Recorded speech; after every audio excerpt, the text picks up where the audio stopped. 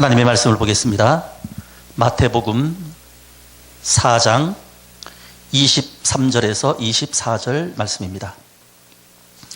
예수께서 온 갈릴리에 두루 다니사 그들의 회당에서 가르치시며 천국 복음을 전파하시며 백성 중에 모든 병과 모든 약한 것을 고치시니 그의 소문이 온 수리아에 퍼진지라. 사람들이 모든 앓는 자, 곧 각색 병에 걸려서 고통당하는 자, 귀신 들린 자, 간질하는 자, 중풍병자들을 데려오니 그들을 고치시더라. 아멘. 오늘은 마태복음 4장 23절에서 24절 말씀을 가지고 이 시대의 진단과 처방이라는 제목으로 말씀을 드리겠습니다. 우리는 몸이 아프면은 병원에 가서 진찰을 받고 원인이 무엇인지를 파악을 하고 거기에 맞는 약을 쓰고 처방을 해서 아픔을 치료합니다. 지금 이 현 상황은 총체적으로 병들어서 신음하고 있는 그러한 시대입니다. 우리 한번 이 시대를 진단 한번 해볼까요? 먼저 사람을 한번 진단해 보겠습니다. 사람들은 몸도 그리고 마음도 정신도 환경도 영혼도 병들어서 신음하고 있습니다. 이사야 1장 5절에서 6절 말씀을 보면은 너희가 어찌하여 매를 더 맞으려고 폐역을 거듭하느냐. 온 머리는 병들었고 온 마음은 피곤하였으며 발바닥에서 머리까지 성한 곳이 없이 상한 것과 터진 것과 새로 맞은 흔적뿐이오늘 그것을 짜며 싸매며 기름으로 부드럽게 함을 받지 못하였다. 그렇게 말씀을 했습니다. 이사야 시대의 사람들도 머리끝서부터 발끝까지 다 병들었다고 그렇게 한탄을 하고 있습니다. 오늘 이 시대 우리 사람들 안 아픈 사람 아마 한 분도 안 계실 겁니다. 우리나라에 암 환자가 130만 명입니다. 작년에 암으로 죽은 사람이 7만 명입니다. 당뇨병 환자 500만 명입니다. 여자들은 한 18년 동안 투병 생활을 하다가 죽습니다. 남자는 한 13년 투병 생활을 하다가 죽어요. 각종 병에 시달리고 있습니다. 우리나라는 질병공화국이에요. 사람들의 몸이 아픕니다. 마음이 아픕니다. 정신이 아픕니다. 환경이 아파요. 영혼도 병들어서 신음합니다. 어떻게 사람만 그렇습니까? 자연을 한번 진단을 해보겠습니다. 저는 오늘도 여기를 오면서 미세먼지가 얼마나 심한지 앞이 부여서 참 보이지를 않아요. 하늘도 병들고 땅도 병들고 산도 병들고 강도 병들고 하늘의 공기도 병들고 지하수도 병들어서 지하수도 마실 수가 없습니다. 이사야 시대 그 당시에도 이사야 선지자가 말합니다. 너희 땅은 황폐하였고 너희의 성읍들은 불에 탔고 너희의 토지는 너희 목전에서 이방인에게 삼켜졌으며 이방인에게 파괴됨 같이 황폐하였다. 그렇게 말을 했어요. 사람이 병들고 자연이 병들었습니다. 이 사회를 한번 진단해 볼까요?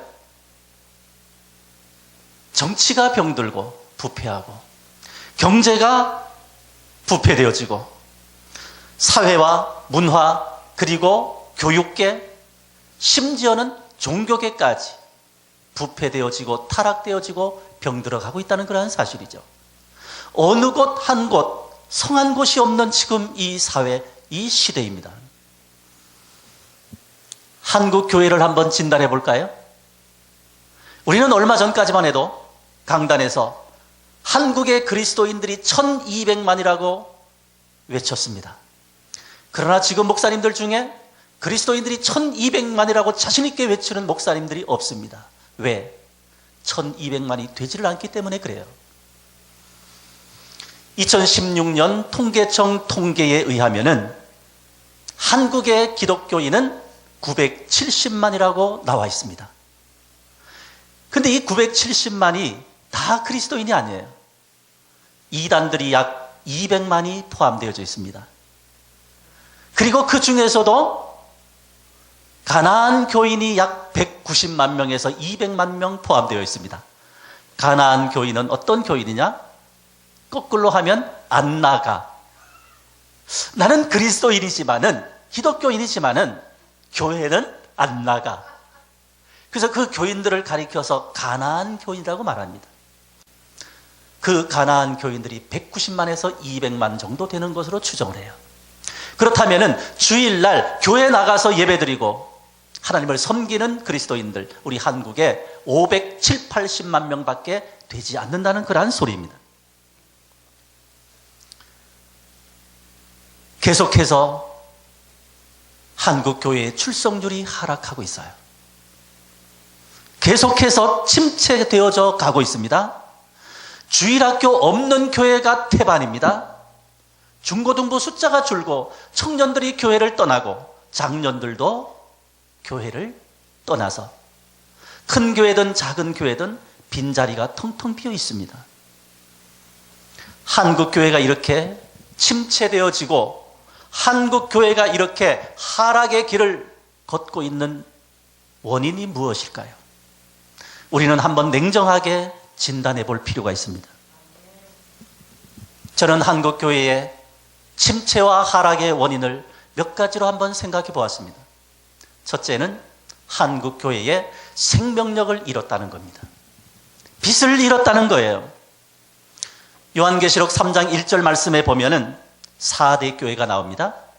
4대 교회처럼 살았다 하는 이름은 가졌으나 죽은 교회가 많고, 요한계시록 2장 4절 말씀에 에베소 교회처럼 첫사랑을 잃어버린 교회가 많습니다. 생명력이 없는 거예요.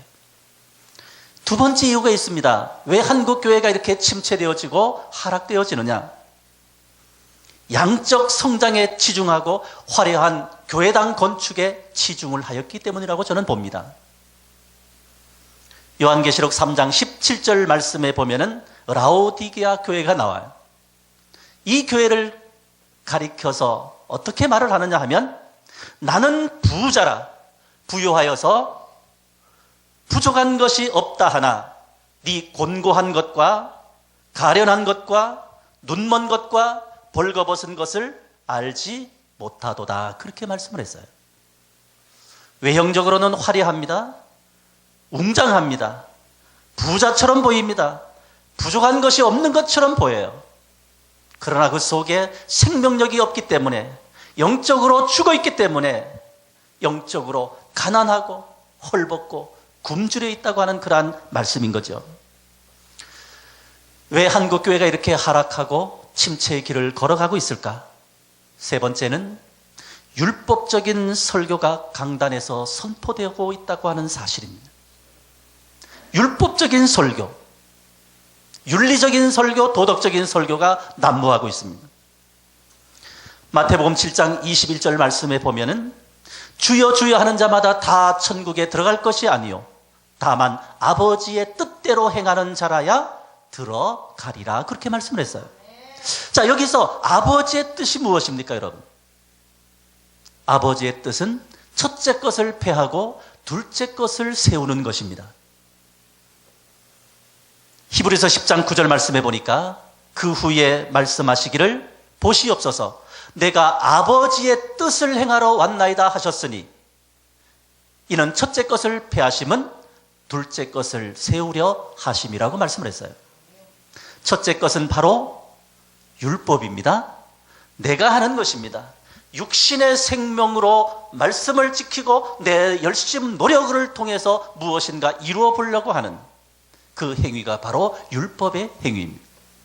하나님은 그 율법의 행위, 언약을 폐하시고 둘째 것, 하나님이 우리 속에 들어와서 하나님과 한 생명 되어지고 한 몸 되어지고 교회 되어지고 천국 되어져서 내 안에서 주님이 하게 하셔서 하는 복음의 삶, 새 언약의 삶으로 사는 것이 바로 하나님의 뜻이라는 그런 말씀입니다. 그러나 한국교회 강단에는 율법적인 설교가 너무나 많아요. 율법이라는 것은 두 가지입니다. 하라와 하지 말아라는 거예요. 영혼을 살릴 수가 없는 것입니다. 네 번째 이유가 있어요. 왜 한국교회가 이렇게 하락되고 침체의 길을 걸어가고 있을까?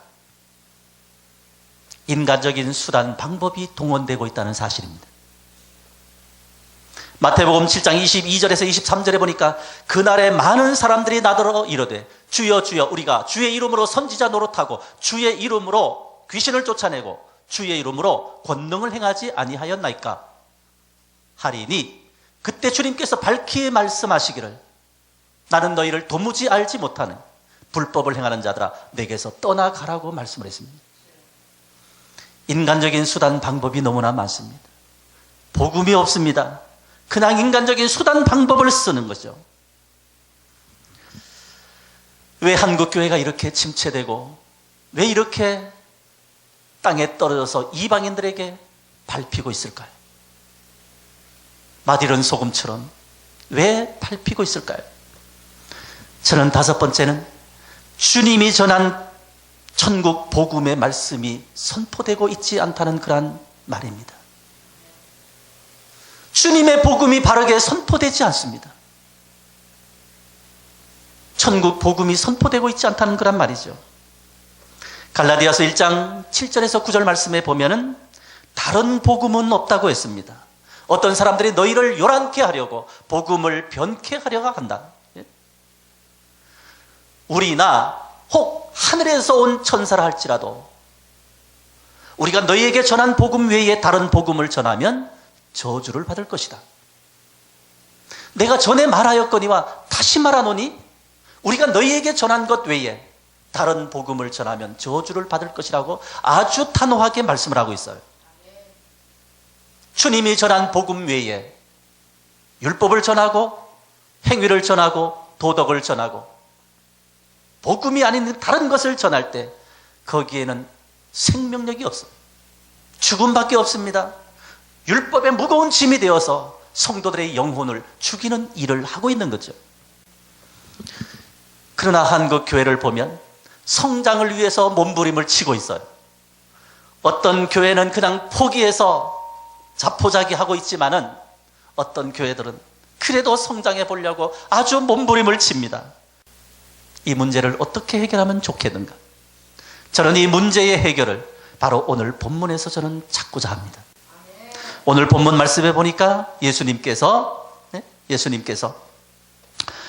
온 갈릴리에 두루 다니사 그들의 회당에서 가르치시며 천국 복음을 전파하시며 백성 중에 모든 병과 모든 약한 것을 고치시니 그 소문이 수려에 다 퍼진지라고 말씀하시면서 다 병자들의 목록이 나와 있습니다.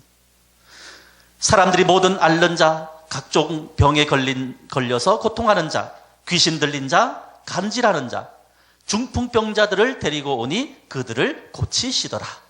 자, 종합병원입니다. 이 시대의 모습이고 이 시대의 사람들의 모습이에요. 마가복음 1장 14절에서 15절 말씀에 보면 요한이 잡히신 후 예수께서 갈릴리에 오셔서 하나님의 복음을 전파하여 이르시되 때가 찼고 하나님의 나라가 가까이 왔으니 회개하고 복음을 믿어라. 예수님께서 회개하고 복음을 믿어라 그렇게 말씀을 했어요. 예수님이 어떤 복음을 전하셨을까? 예수님이 전한 복음이 무엇인가요? 오늘 이 본문에 보니까 명확하게 천국 복음이라고 말씀을 하고 있습니다. 천국 복음. 예수님께서 그들의 회당에서 가르치셨습니다. 무엇을 가르치셨나요? 천국에 대해서 가르치셨습니다. 마태복음 13장에서 25장까지 보면 예수님의 비유가 나옵니다. 이 예수님의 비유 열의 하나같이 전체 다가 천국 비유입니다. 회당에서 천국에 대해서 가르치시고 그 다음에 천국 복음을 전파하셨다 그렇게 말씀을 했어요. 마태복음 9장 35절 말씀에도 예수께서 그들의 촌과 성에 두루 다니시며 그들의 회당에서 가르치시고 천국 복음을 전파하시며 모든 병든 자와 약한 자를 고치시더라 그렇게 말씀을 했어요. 마태복음 24장 14절 말씀해 보니까 이 천국 복음이 모든 민족에게 증언되기 위해서 전파되리니 그제야 끝이 오리라고 말씀을 했습니다. 예수님의 모든 비유가 천국 비유입니다. 바로 예수님이 천국이라는 그런 말씀이에요. 마태복음 4장 17절에 회개하라 천국이 가까이 왔느니라. 이 말은 예수님께서 내가 천국으로 왔다. 내가 천국으로 왔다. 바로 예수님이 천국이십니다. 예수님이 바로 복음의 실체이십니다. 그분이 바로 생명입니다. 그분이 바로 구원이고 그분이 바로 생명. 우리는 주님이 전한 천국 복음을 증거하며 선포해야 될 줄로 믿습니다. 누가 그러면 이 복음을 증거하며 선포할 수 있겠어요? 이 복음은 아무나 전하는 것이 아닙니다. 전도는 생명을 살리는 것입니다. 전도는 영혼을 구원하는 것입니다. 생명이 있는 자만이 전도할 수 있고 생명이 있는 자만이 천국 복음을 깨닫고 그 천국 복음을 전할 수 있는 것입니다. 죽은 자가 어떻게 생명을 낳을 수가 있겠어요? 생명은 생명을 낳습니다. 요한일서 5장 11절에서 12절 말씀을 보면은 또 증거는 이것이니 하나님이 우리에게 영생을 주신 것과 이 생명이 그의 아들 안에 있는 그것이니라. 아들이 있는 자는 생명이 있고 하나님의 아들이 없는 자는 생명이 없느니라 그렇게 말씀을 했어요. 하나님의 아들이 내 안에 왕으로 주인으로 그리고 나의 머리로 나의 생명으로 들어와 계시면 그 사람은 생명, 영원한 하나님의 생명이 있는 사람입니다. 구원받은 하나님의 자녀입니다. 천국 백성입니다. 그러나 그 속에 하나님의 아들 생명 되시는 예수 그리스도께서 계시지 않다면 그는 생명이 없는 사람이에요. 생명이 없는 사람은 그냥 청해오는 사람입니다. 사람을 청해올 수 있어요. 그냥 율법적으로 설교할 수 있고 목회도 할 수 있고 주의 일 한다고 뭐 열심히 할 수도 있어요. 그러나 생명 없는 그곳에는 생명의 역사가 일어나지 않습니다. 왜냐하면 생명은 생명으로 낳기 때문입니다. 자, 우리는 무엇을 전해야 될까요, 그러면? 우리가 전해야 될 복음이 무엇일까요? 마가복음 1장 1절에 보니까 하나님의 아들 예수 그리스도 복음의 시작이라 그렇게 말씀을 했어요. 예수 그리스도가 바로 복음이다 그렇게 말씀을 하시는 겁니다. 그러면 예수 그리스도가 복음의 실체고 복음인데 어디에 계신 예수님을 말하는 걸까요? 어디에 계신 예수님? 내 안에 계신 바로 예수 그리스도입니다. 내 안에 계신 예수 그리스도. 이것이 바로 복음의 핵심입니다. 우리 한국 교회를 보면 복음의 핵심을 어디에다 두느냐? 대부분 십자가와 부활에 둡니다. 십자가와 부활은 복음을 이루고 구원을 이루는 중요한 과정입니다. 그러나 거기에 머물러서는 되지 않아요. 십자가 2000년 전에 우리를 위해서 죽으신 예수 그리스도의 십자가에 머무르면 어떤 현상이 일어나느냐? 그냥 매일같이 십자가로 돌아가서 평생 동안 죄인으로 살게 되어집니다. 사단은 우리를 정죄하기에 너 죄 지었잖아. 그럼 어디로 나가야 돼요? 십자가로 나가서 주여 내가 죄인이나이다. 죽을 때까지 죄인으로 삽니다. 거기에 사단은 머물러 있도록 묶어 맵니다. 그러나 예수님은 십자가에 죽으시고 장사 지내고 부활하시고 승천하시고 우리의 모든 죄를 다 탕감받게 하시고 하나님으로부터 내 백성의 불법을 다시는 기억지 아니하리라 새 언약이라고 선언을 해주시면서 하늘과 땅의 모든 권세를 위임받고 우리 안에 들어오시는 것입니다. 그분이 내 안에 들어오시는 것입니다. 나와 함께 사는 것입니다. 이것이 바로 복음의 핵심이고 구원의 핵심이고 천국의 핵심이고 생명의 핵심인 것입니다. 골로새서 1장 26절 27절 말씀을 보면은 이 비밀은 만세와 만대로부터 감추었던 것인데 이제 그의 성도들에게 나타났고 이 비밀의 영광이 얼마나 풍성한지를 이방인들에게도 알게 하기 위해서 나타났다고 말씀하시면서 이 비밀은 너희 안에 계신 그리스도니 곧 영광의 소망이라고 말씀을 했어요. 내 안에 계신 예수 그리스도가 바로 하나님의 비밀입니다. 만세와 만대로부터 감추어 놓으신 비밀입니다. 이것이 바로 새 언약입니다. 이것이 바로 생명입니다. 이것이 바로 구원입니다. 이것이 바로 천국입니다. 하나님의 비밀입니다. 갈라디아서 2장 20절 말씀에 보면 그렇게 말씀을 했어요. 내가 그리스도와 함께 십자가에 못 박혔나니 그런즉 이제는 내가 산 것이 아니요 내 안에 그리스도께서 사시는 것이라고 했습니다. 주님이 내 안에 들어와서 사시는 것입니다. 그분은 살아계시기에 내게 말씀하시는 하나님이십니다. 우리는 내 안에서 나에게 말씀하시는 그 주님의 음성을 날마다 들으면서 순종하면서 사는 삶이 바로 구원받은 성도의 삶이요 새 언약으로 사는 삶이요 천국 되어 사는 삶인 것입니다. 하나님은 우리를 향한 소원이 있어요.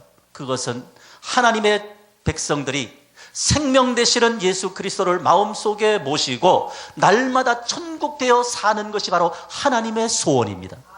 하나님의 뜻입니다. 날마다 천국 되어 살아서 하나님의 자녀로서 새 언약을 이루면서 사는 그 삶을 살다가 영원한 천국에 들어가는 것, 그것이 바로 하나님의 소원이고 그것이 바로 새 언약의 천국 복음입니다. 이러한 총체적인 아픔 그리고 절망과 좌절에서 해결의 열쇠가 무엇일까요?